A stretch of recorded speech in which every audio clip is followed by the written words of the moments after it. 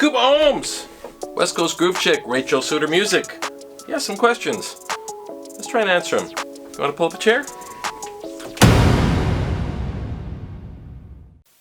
So last week we talked about the symbols on your microphone, where to put it, and how to cut down on reflections for free or cheap. I'll put a link up here because you might want to loop around and check that out to put today's discussion into context. Hey, I'm Steve and I'm a multi-platinum producer mixer. If you're an artist, producer, creative engineer, putting yourself out there by releasing material, I've got nothing but respect for you and your time. Let's dig into it.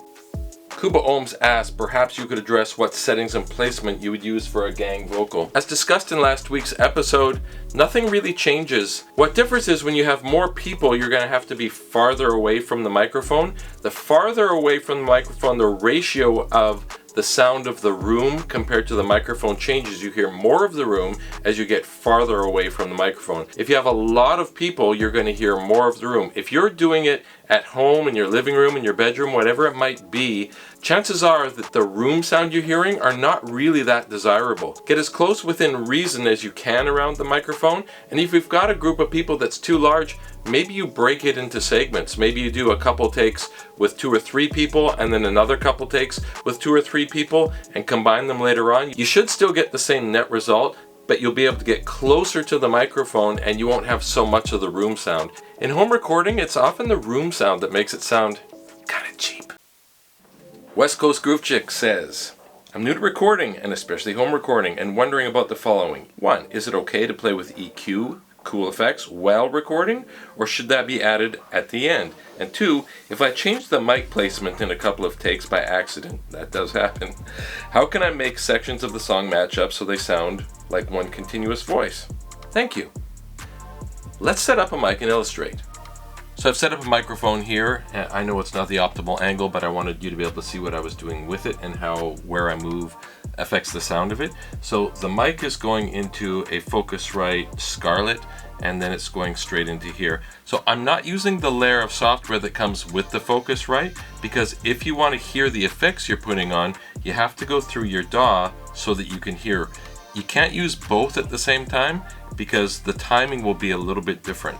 Let's just quickly show you a setting. So here the buffer size is 128. On my computer, that's fast enough that it doesn't feel delayed, but it keeps the computer stable. Okay, let's put this thing into record. So let's start recording. I've got an EQ plugin here. So I'm recording and say I want to add a little bit of bright so that it's nicer for me to listen to. This is a built-in plugin. It's quite low latency. That works well. So I could turn this on. I could move this up here. You can hear that it's acting on the vocal. Now, right, you can hear that that's acting on the vocal.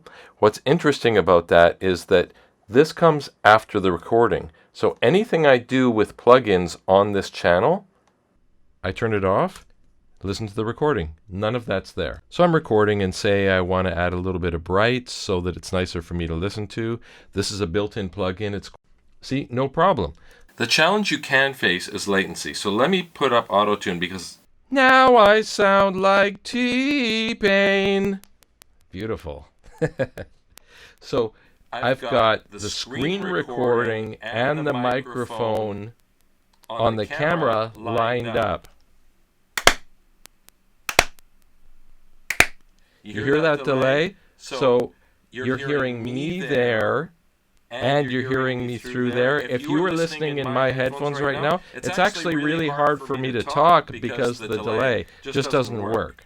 Some plugins take a while to process the information. So yes, you can mess with it all you want, but in the context of processing time, it might not really work out for you. But give anything a try, you're not going to hurt the recording. So the other question is, what happens if I do 2 takes? So I'm recording, and I get excited, and I come up with another idea, and I sing it, and it's really great, and the take is awesome, but I wasn't quite in the same spot. So here's how I actually structure mixing vocals. So I've made a bus, and both of these come out of the bus, and if you click on either one of these, it goes to the bus. So what I do is I process on the bus. So I have my take here and my take here, and they're both going into this vocal bus. So if this one was a little bit quieter, I could move it up a little bit, and this one a little bit down, and I could balance them out. Okay, so I'm recording, and I sing it and it's really great and the take is awesome. I could even put a little bit of EQ. So this one was a little bit farther away, and I could EQ them to match a little bit. This one seems like it had a little bit more low end in it. So recording, and I sing it and it's really great and the take is awesome. So I can EQ these two a little bit differently if I have to, and then I run them into a bus or an aux depending on which piece of software you're using. It's just a naming thing. And then if I use a compressor, if I even out the levels on these tracks, by the time I hit the compressor, you're going to find that it evens out really a lot. And so when I mix records, this is actually what I do. I have multiple channels going into a bus, and that's where I actually process the vocals. Make sense? And if you've got more questions, put them in the comments. I really welcome them. I like the idea of kind of having a conversation and building a community around learning together. So hit me. Rachel Suter Music asks, best channel strip for vocals. So that plays into where we are now. There are a lot of good channel strips out there. I want to try and make this really simple because what I would use in a mix could vary so much depending on a million situations. So I want to give you just a neat and tidy framework with a couple of plugins that I think could get you to a really good place very quickly and give you a bit of a process. So here's my session. Here's a vocal. Wake. I'm going to start by trying to even it out a little bit. I like an opto compressor. This is the Logic one. Waves LA2A is really good. Lots of good opto compressors. I'm not saying you have to, but I think it's a good place to start.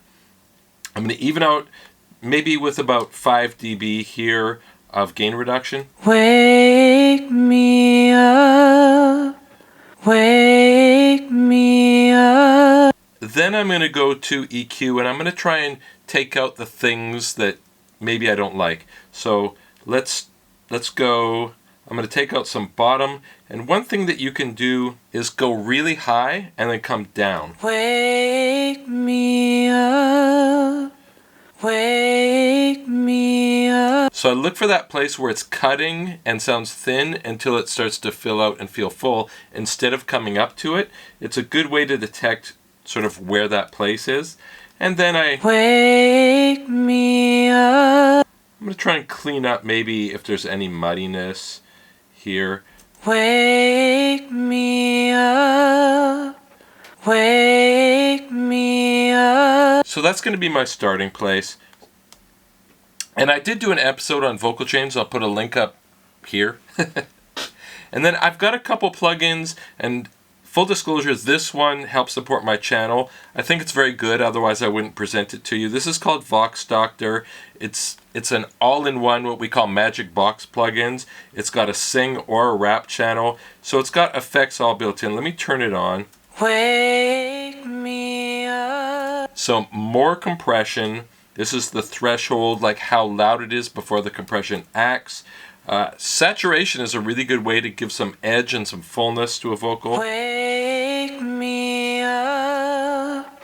Wake me up. So you see, if you get too much of it, it sounds distorted, but a bit of it helps give you some edge. It's got delay built in. Wake me up. Wake me up. Wake me up. I think that's a very good way to get to a result very quickly. Another option, this is an old plugin, but it's amazing and I still think it's really relevant. The CLA vocal channel, CLA vocals. Let me turn that on here. And I want to show you how it works. Sub is not really sub. It's kind of, think of it as fullness. Wake me up. I would tend to go pretty easy on these. I find for me often like 1 and 1 in the bite or the top work well. Wake me up. Wake me up. Listen to when I take this in and out, how that lifts the vocal. Wake me up. And then this is compression. I find push is very often enough, and this is in parallel, which means you have the original signal plus this adds in. The other plugin works like that too. And so you just add this in. Wake me up.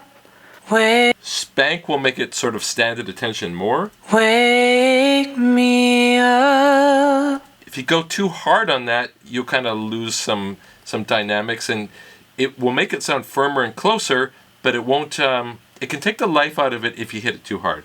And then we've got reverb, delay, and pitch. So you can add those in as required. Wake me up. I prefer to do the effects, meaning the reverb, delay, and stuff on a send. So if you're just doing a single vocal and you want to do it quick and easy, this works well. If you're getting more involved in the mix, put the sends, use the sends here, and send those to an aux or a bus and do the effects there. So there's a really easy channel strip for you that I think will give you a result very quickly, and you don't have to be an engineer. Just use your ears and wiggle those things around. So guys, lots of times, just enough reverb and just enough delay so that you can sense it is as much as you need. I hope those answers helped a little bit. If you think stuff like this is kind of cool, would be awesome to see you here again.